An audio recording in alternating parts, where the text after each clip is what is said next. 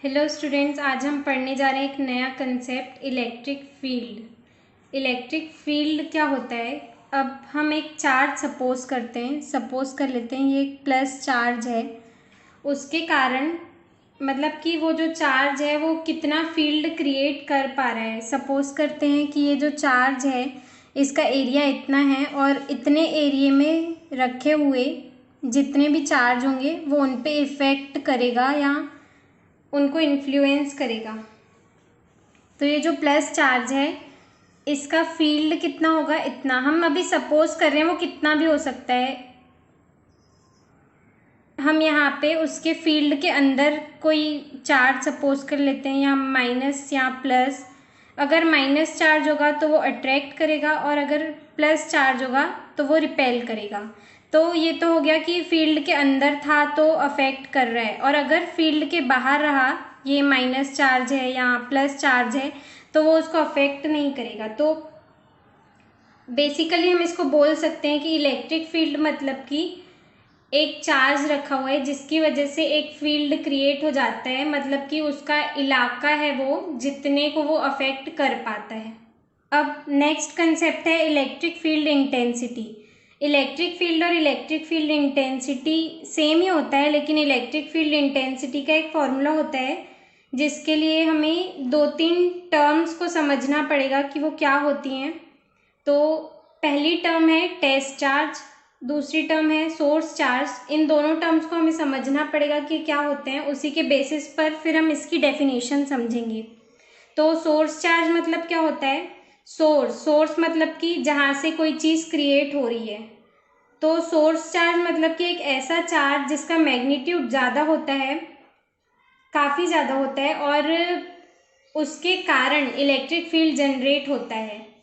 Source charge क्यों बोला गया है, यहीं से समझ आ जाता है कि सोर्स चार्ज इसलिए बोला गया है कि उसी की वजह से इलेक्ट्रिक फील्ड जनरेट हो रहा है, इसीलिए उसे सोर्स चार्ज कहा गया। और टेस्ट चार्ज मतलब कि जिसका मैग्नीट्यूड बहुत कम होता है, मतलब बोल सकते हैं नेग्लिजिबल होता है, और वो इलेक्ट्रिक फील्ड क्रिएट नहीं कर सकता क्योंकि उसका मैग्नीट्यूड ही बहुत कम है, तो वो इलेक्ट्रिक फील्ड क्या जनरेट करेगा। तो अब हमने सोर्स चार्ज और टेस्ट चार्ज दोनों टर्म्स आई होप आपको क्लियर हो गई होंगी। तो अब हम इलेक्ट्रिक फील्ड इंटेंसिटी को समझते हैं कि वो क्या होता है। तो ये फॉर्मूला लिखा हुआ है E = F/Q0। Q0 मतलब कि टेस्ट चार्ज। तो फॉर्मूले के बेसिस पे हम डेफिनेशन बना सकते हैं कि the electric field intensity is equal to the force acting on unit test charge. मतलब कि टेस्ट चार्ज है, उसकी वजह से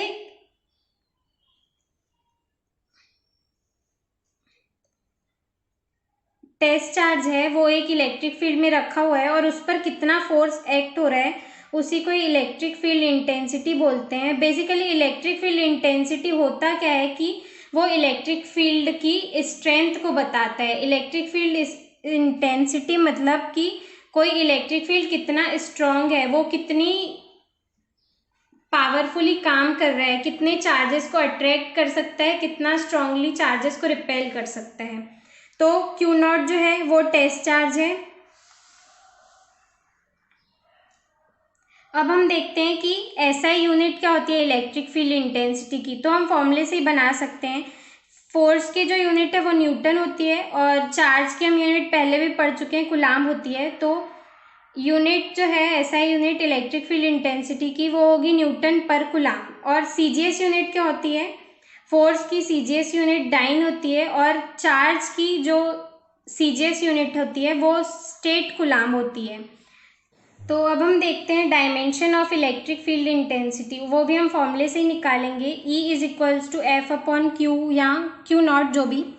E = फोर्स का जो फॉर्मूला होता है वो हमको पता है कि मास इंटू एक्सेलरेशन होता है, तो यहाँ ma लिखा हुआ है।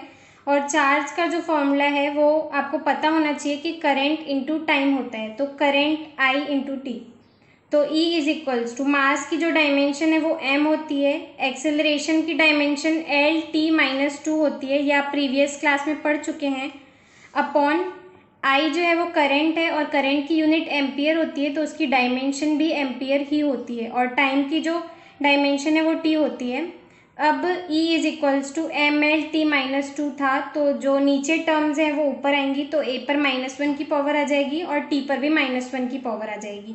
तो E इज इक्वल्स टू, इसको सॉल्व करने पर मिलेगा हमें mL_t-3A-1, ये -2 और ये -1 -3 हो जाएगा।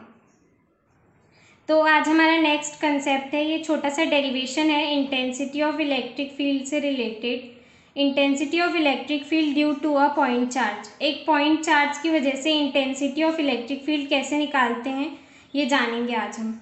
तो इस डायग्राम में हमें दिख रहा है कि ये एक +q चार्ज है जो कि सोर्स चार्ज है, पॉइंट O पे रखा हुआ है, और +q0 चार्ज है जो कि पॉइंट P पे रखा हुआ है, और ये टेस्ट चार्ज है। इन दोनों के बीच में डिस्टेंस r है, और ये जो सोर्स चार्ज है वो हमने पिछली वीडियो में देखा था कि +q जो चार्ज है वो सोर्स चार्ज है, तो सोर्स चार्ज का मैग्नीट्यूड ज़्यादा होता है और टेस्ट चार्ज का मैग्नीट्यूड नेग्लिजिबल होता है, इसलिए ये सोर्स चार्ज टेस्ट चार्ज को रिपेल करेगा, इसलिए जो डायरेक्शन ऑफ इलेक्ट्रिक फील्ड है वो आउटवर्ड होगी। जैसे कि आपको दिख रहा है डायरेक्शन में कि ये जो टेस्ट चार्ज है इसकी डायरेक्शन बाहर की तरफ होगी, क्योंकि दोनों लाइक चार्जेस हैं।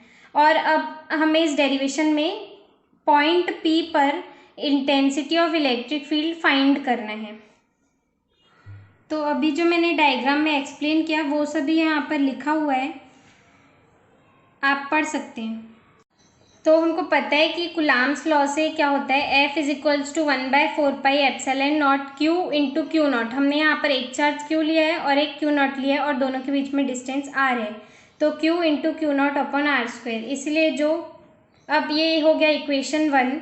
Therefore the intensity of electric field at point P, तो पॉइंट P पे जो इलेक्ट्रिक फील्ड इंटेंसिटी होगी, हमने पढ़ा था कि E is equals to F upon Q0। जो इलेक्ट्रिक फील्ड इंटेंसिटी है वो फोर्स एक्टिंग पर यूनिट टेस्ट चार्ज होता है, तो E is equals to F जो है हमने इक्वेशन 1 में देखा था, तो उसकी वैल्यू पुट कर देंगे 1/4πε0 इंटू Q0 अपॉन R² और अपॉन में Q0, तो Q0 और Q0 कैंसिल हो जाएगा, तो E is equals to 1/4πε0 into Q upon R²।